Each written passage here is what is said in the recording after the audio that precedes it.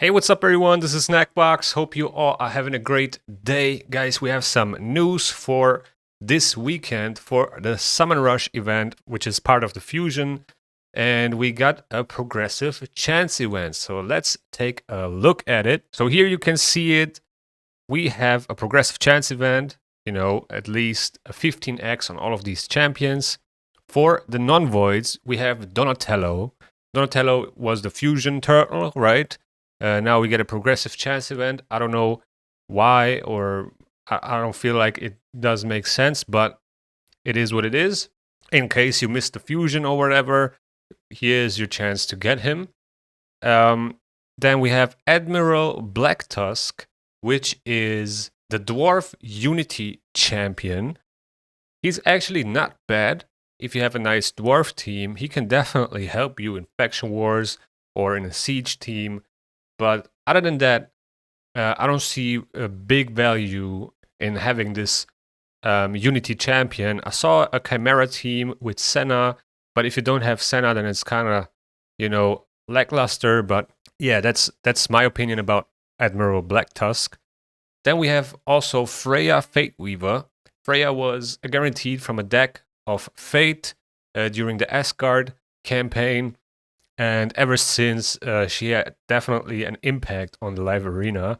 A lot of people been using her. She has an insane passive and is just a great champion overall. Good for Faction Wars Hard, good for PvP. I really love this champion and I use her a lot. And I don't regret getting her from this deck of Fate. So Freya is definitely a very solid non-void legendary. Then next up is Kaya, the partner of tmnt. Kaya is also a very good champion, a reviver. I use her in my Bannerlords team for the Faction Wars Hard, but other than that, I don't really use her anywhere else. But she's a very decent speed booster as well, so if you have a 6-star soul and you can, make her fast, she can also be your, arena booster. Then we have Elva, another reviver from the Sylvan Watchers. I think most of the players do know what Elva does, and you can actually get her from the revival path as well, which might be a little bit cheaper than this. All you have to do is stop playing for a month or two. I don't know the exact amount of time you need to step away from the game, but once you come back, you will get the revival path. I don't know if it's still up, but it should be still up, and then you could theoretically buy Elva for like $20. Then we have a big one, right? Titus Black Plume, crazy impact on Chimera, crazy impact on Hydra. Just a absolute beast in boss fights. Does so much damage. If you have the right champions to set it up, you need a Wixwell, kinda, but you can also do it with other champions.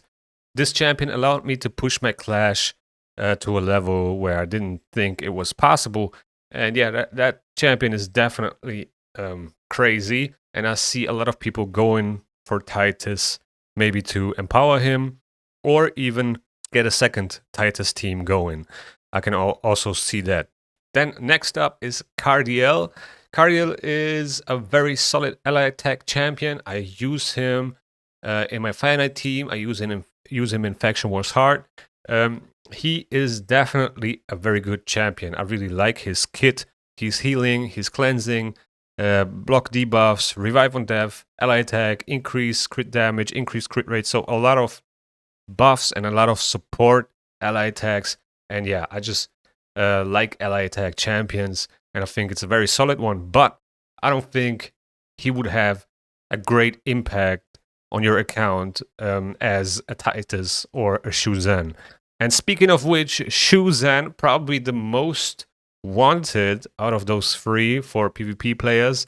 Shuzan is one of the best arena speed leads there is, with the instant turn ability, but also you can make use of this in PvE. For example, in my 6-second or 7-second event dungeon team, this instant turn skill allows you to build your damage dealer, which in this case was Wukong, to build him with, literally no speed, just stack up all the damage stats, and then still get a turn because Shuzan can just give him an instant turn. And yeah, she can bring value to your PvE teams, but mostly in PvP. So yeah, for the epics, we also have some really solid options here. Doom Priest, Ugo, and Shamael.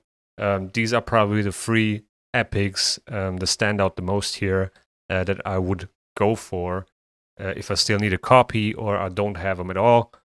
You definitely want to have 1 copy of those champions. So yeah, the Summon Rush is starting tomorrow. We got 20 more hours. There will be mythical mats as a reward. You can also get the extra epic from here, which would allow you to skip 4 events and tournaments in total. That could be the champ chase, and then, dungeon divers to save some energy, for example. But it will probably cost you like 12 sacred shards, something like that, to get the epic, which I am probably not going to do. You should definitely consider that. There might be a hero's path soon, maybe in October. We don't really know yet. It's kind of like unknown at this moment. We had the event plan leak, but the response to it was that the dates are not correct. So I don't know if those events are coming or not, and we also don't know when they will come, if they are coming. So don't get your expectations too high, but also be cautious with your shards. Don't, just go all out and then get caught off guard when the events and tournaments are live for the guaranteed turtles. But as I said, we don't know if they're coming or not. But yeah, I'm prepared, I think, with like 22 sacred shards. My void shards and primal shards are low.